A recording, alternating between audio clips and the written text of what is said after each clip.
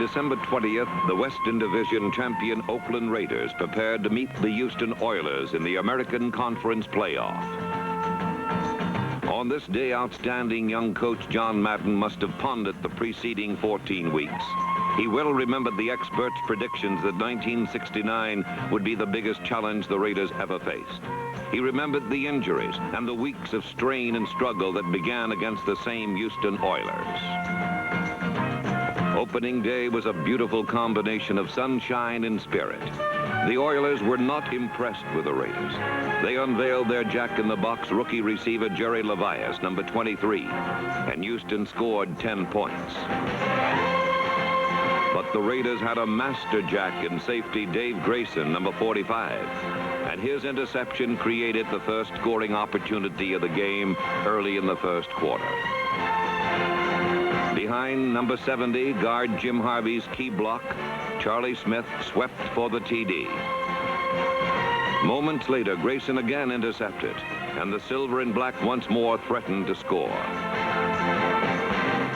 It was no idle threat, as Gene Upshaw, number 63, led Charlie Smith into the end zone. The 14-10 advantage held until late in the game, when Houston skidded into a 17-14 lead. The Raiders needed a big play, a game breaker, and they got it from number 81, Warren Wells. It was a good, close game, one that portended things to come.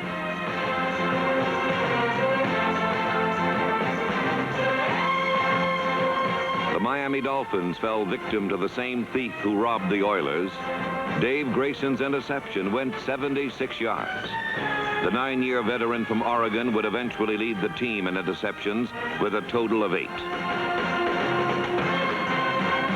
But the underrated Dolphins came right back and scored on the individual brilliance of running back Jim Kick.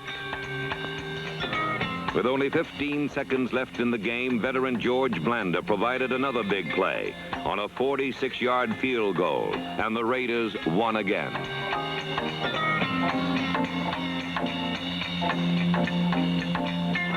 To 33-year-old John Madden, the first 2 games of the season left no doubt concerning the task facing the Raiders. Against the Boston Patriots and their Rookie of the Year, Carl Garrett, the Raiders would again face an uphill struggle. It was in this game, under Madden's leadership, that the Raiders' pride and poise began to assert itself. A one-handed interception by linebacker Gus Otto. A crushing charge by defensive end Ike Lassiter. The meticulously designed Oakland offense then began its precision bombing of Boston's defense.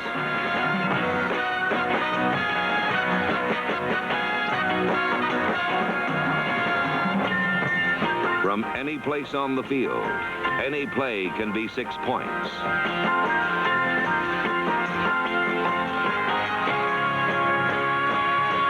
It's more than just a bomb, it's controlled.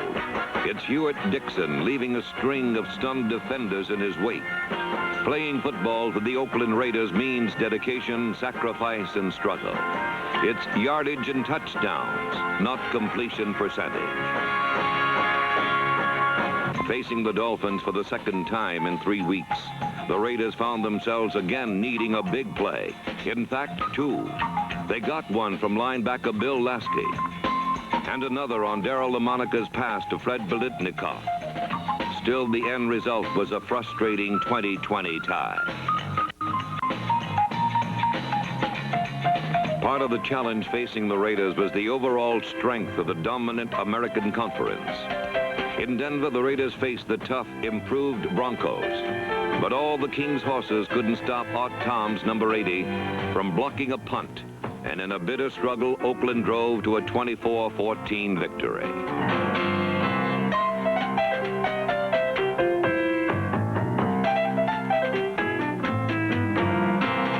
Last of the early season Eastern rivals were the Buffalo Bills with highly touted O.J. Simpson. Any hopes Buffalo might have had for an upset were strictly out of bounds. Darryl LaMonica and tight end Billy Cannon combined for an early Oakland lead. LaMonica went on to devastate Buffalo with 6 touchdown passes in the first half, and the Raiders remained undefeated during the first 5 weeks.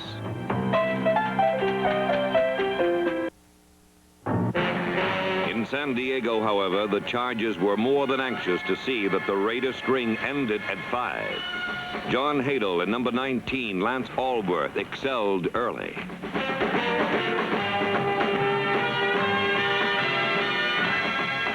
The Chargers benefited from 180 yards in penalties against Oakland.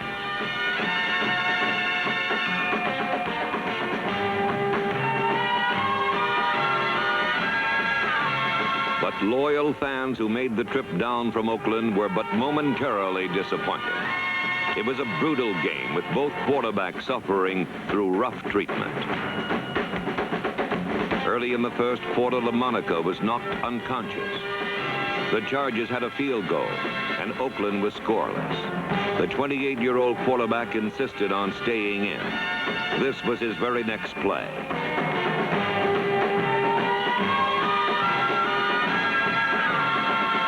A perfect strike to Larry Todd. From then on, Oakland completely dominated. Pete Banaszak gained more than 120 yards. LaMonica's pass to the late and talented Roger Hagberg made it 24-12.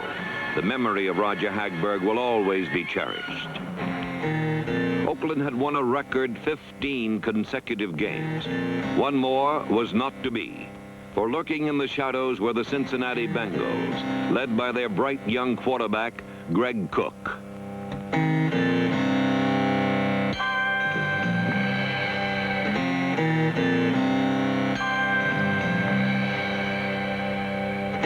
The 31-17 defeat marked the halfway point in the season, and Oakland was suddenly in second place behind Kansas City.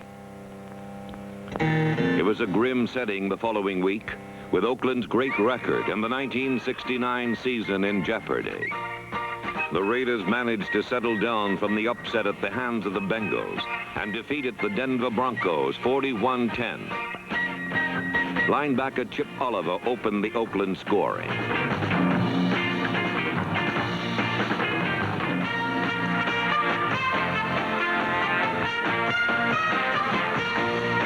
Darryl LaMonica completed 3 touchdown passes to Fred Biletnikoff, whose sure hand sealed the Broncos' fate. The Chargers then came to Oakland with a new coach. The Raiders were no kinder to the new one than they were to the old. Linebacker Dan Connors tore the ball loose and scored a stunning touchdown.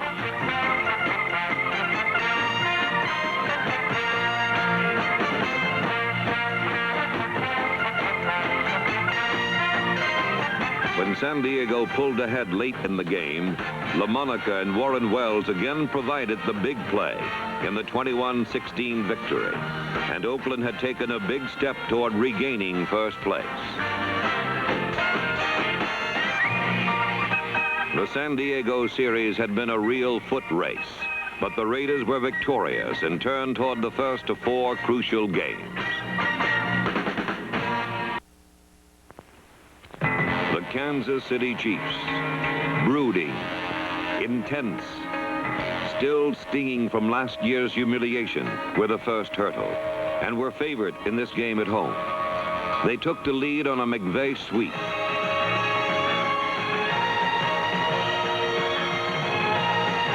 But Oakland's defense contributed 5 interceptions.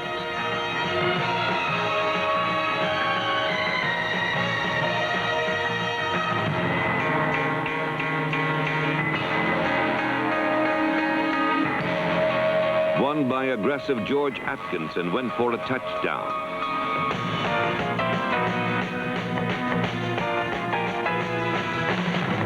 A bullet to Wells tied the score.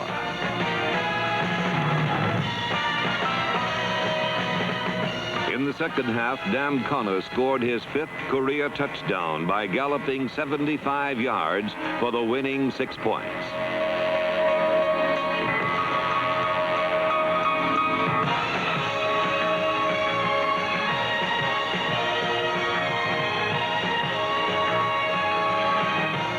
Tackles Harry Shue and Bob Svias were the first to congratulate Connors. But the 27-24 outcome revealed the closeness of these two great teams. The Raiders left a soggy field in Kansas City to find a cold one in New York. Tina and Mary may love Joe Namath, but they were not the only people at Shea Stadium with at least a crush on him. Ike Lassiter, Ben Davidson, Carlton Oates, and Tom Keating knew that to win they had to get to Namath.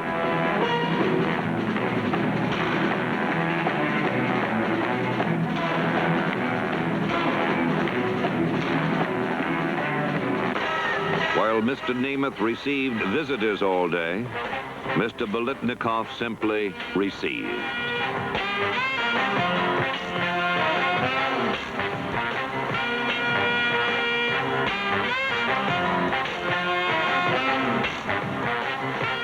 It was the same kind of game the Raiders played against the Jets in preseason and won. Charlie Smith and the ground attack were potent.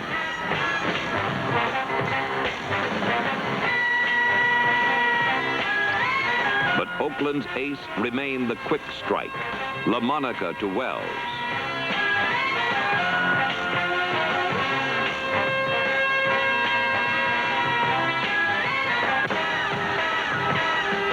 The special teams, men like Bill Budness, Wayne Harkins, Al Dotson, Art Shell, Dwayne Benson, Howie Williams, Drew Bowie, George Beeler, and Jackie Allen all got a shot at the world champions.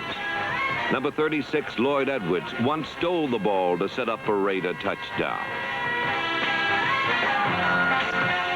For Darryl LaMonica and the rest of the Oakland Raiders, it was a day of supreme satisfaction as they defeated the Jets 27-14, avenging last year's championship game. Beating the world champions was a memorable experience, but Coach John Madden also remembered his only loss. 40 Oakland Raiders remembered as well.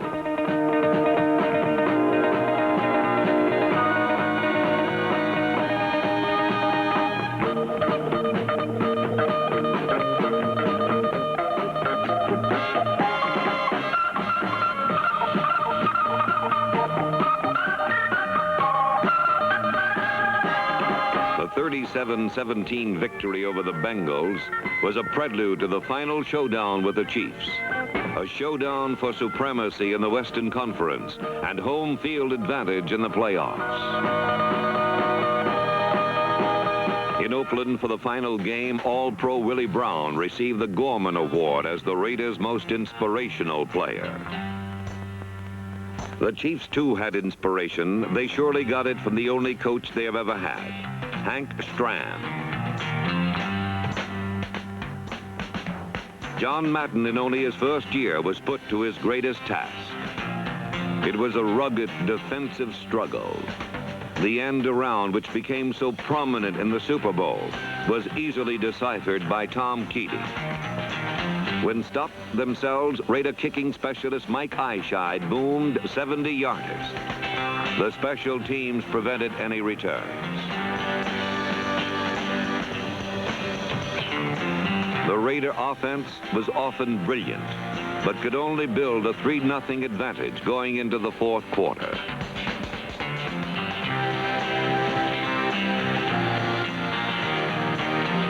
At that point, LaMonica drove his club to the Chiefs' 8-yard line.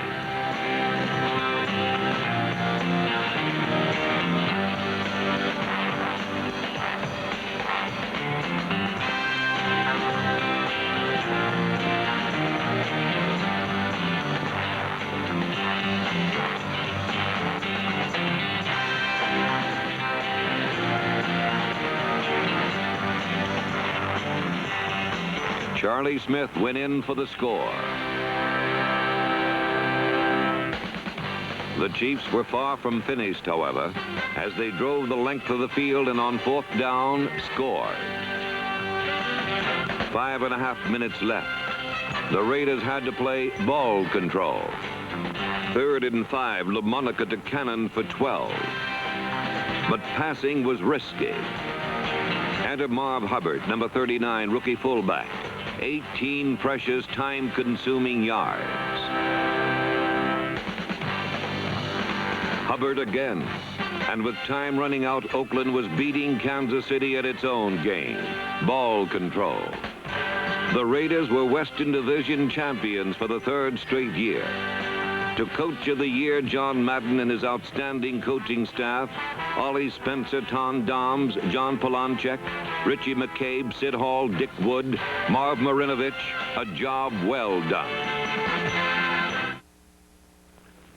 The Raiders were now poised under cloudy skies to play the Oilers again.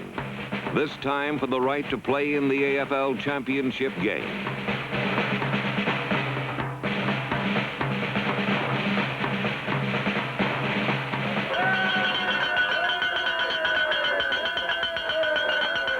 LaMonica to Biletnikoff, make it 7-0 early.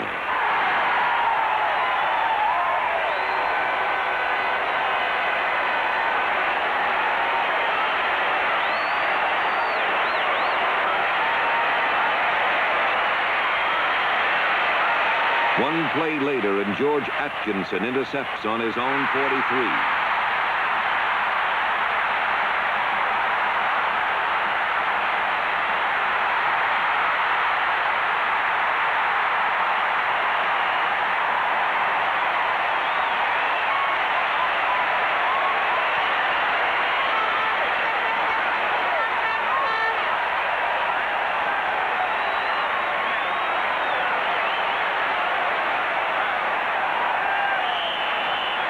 On the sidelines, Warren Wells is injured. He will be replaced by young Rod Sherman, number 13. Double wing game. Don't you worry about that. You just run your pass. Okay?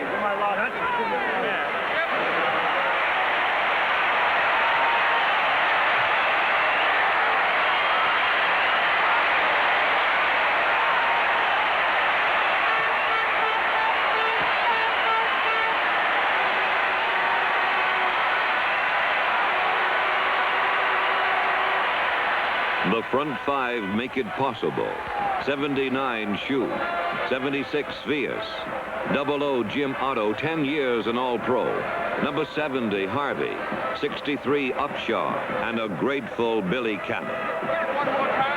The Raiders led 21-0 still in the first quarter, but wary of a letdown. 40 determined Raiders keep the pressure on. Hold them down there, baby!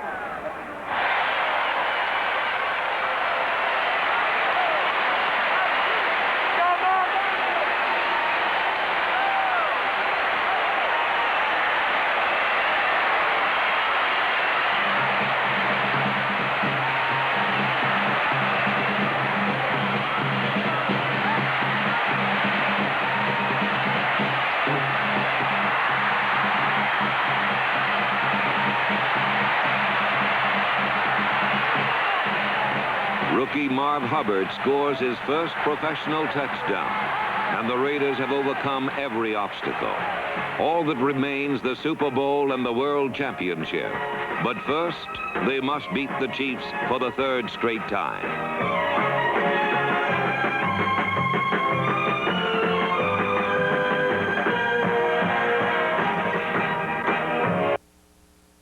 The end of a decade of dedication, the final AFL championship.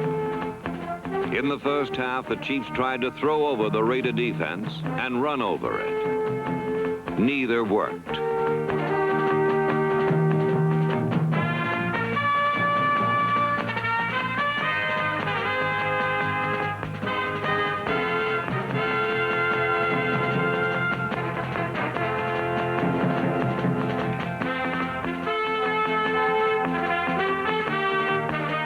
Oakland got in scoring position on a quick strike to Wells. Behind picture blocking by Billy Cannon and Jim Harvey, Charlie Smith swept in for the score. But the Chiefs tied it just before halftime. In the third quarter, when the Chiefs were unable to move the ball in conventional ways, they began to move it in unconventional ways.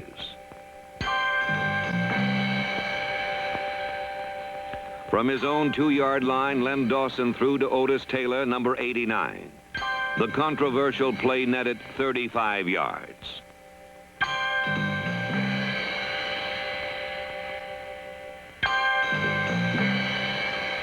Another key play, a controversial interference call against Nehemiah Wilson.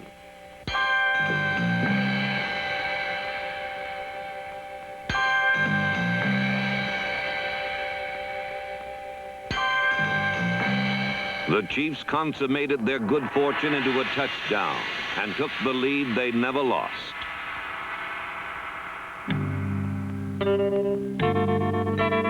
Kansas City's front four found the heart of the Raiders scoring machine and damaged the chief engineer.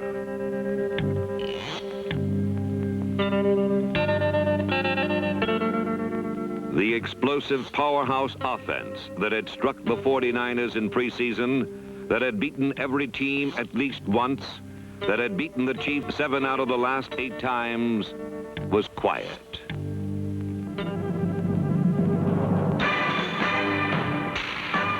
In 1963, then general manager, head coach Al Davis made the commitment to excellence for the silver and black. Since then, the Raiders have become the winningest team in the American Football League, with the 3 best back-to-back seasons in the history of pro football. No team had ever won 12 games or more, 3 years in a row, not even twice in a row. The Raiders also led the AFL in total offense and scoring for the 3rd straight year. 1970 begins a new decade. The years ahead will be the most exciting chapters in their history. The new realignment and the new schedule make the challenge for the Oakland Raiders the greatest it has ever faced. For the true test of a great organization is how long its success can endure. For those of us who love the Raiders in this great community, this indeed will be a decade of destiny. For now the challenge will not only be the American Conference, but the National Conference as well.